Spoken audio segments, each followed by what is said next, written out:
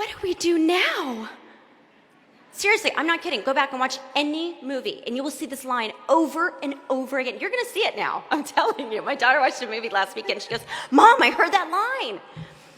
And I love to ask questions, but it's my most hated question. And I dread reading scripts that have no women involved in their creation, because inevitably I get to that part where the girl turns to the guy, and she goes, what do we do now? Now, do you know any woman in any crisis situation who has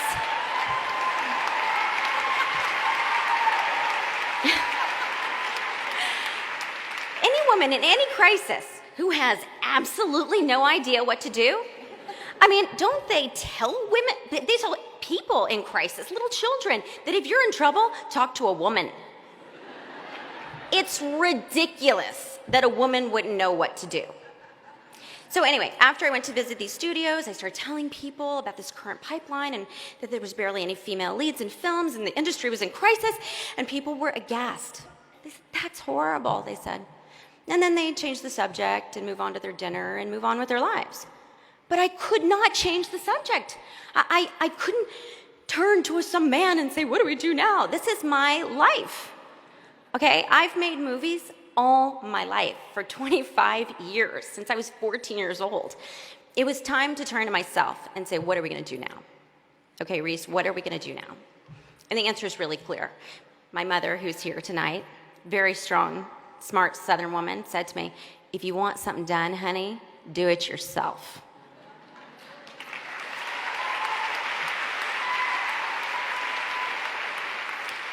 So I started my own production company, Pacific Standard Films, with the mission to tell stories about women. And I was nervous, y'all.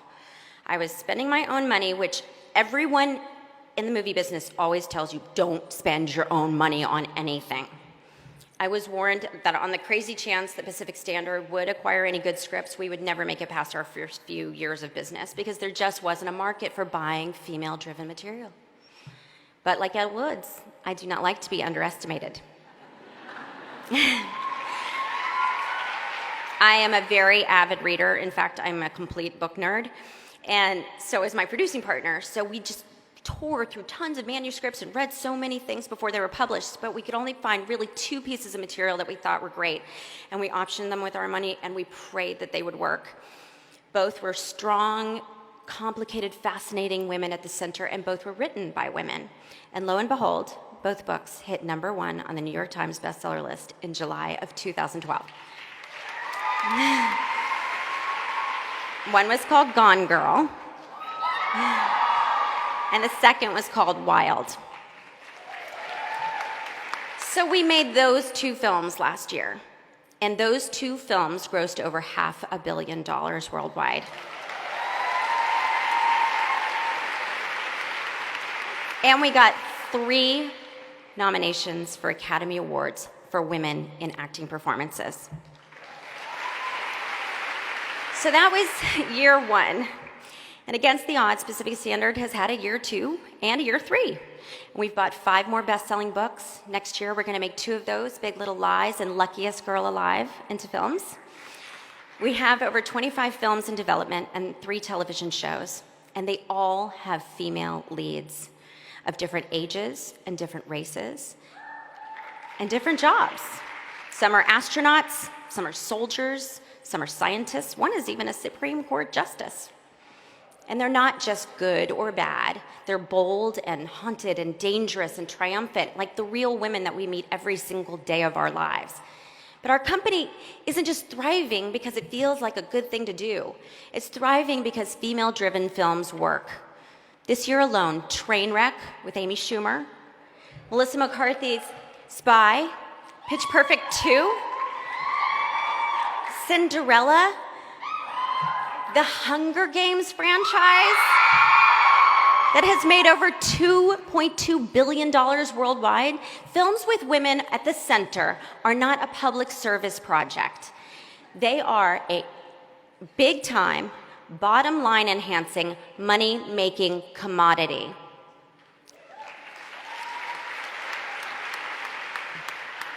Ladies and gentlemen, I think we are in a cultural crisis. In every field, in every industry, women are underrepresented and underpaid in leadership positions. And the reason we're all talking about it tonight, under 5% of CEOs of Fortune 500 companies are women. Only 19% of Congress is women. No wonder we don't have the health care we deserve, or paid family leave, or public access to early childhood education. And that really worries me. How can we expect legislation with our rights and our needs being preserved if we don't have equal representation? So here's my hope.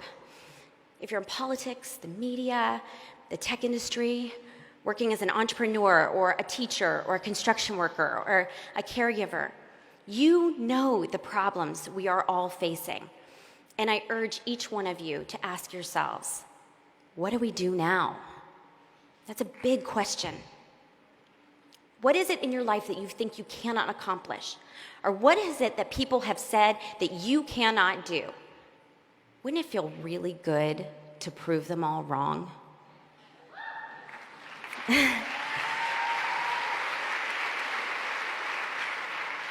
Because I believe ambition is not a dirty word. It's just believing in yourself and your abilities. Imagine this.